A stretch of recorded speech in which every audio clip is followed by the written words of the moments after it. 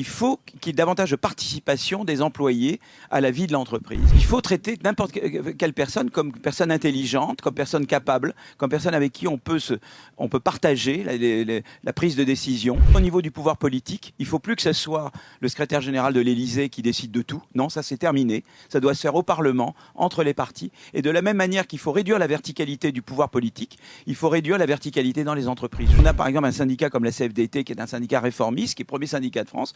Il a tendu la main pour le dialogue, et cette main n'a pas été saisie. Et je pense qu'on doit aller vers un modèle à la scandinave, à l'allemande.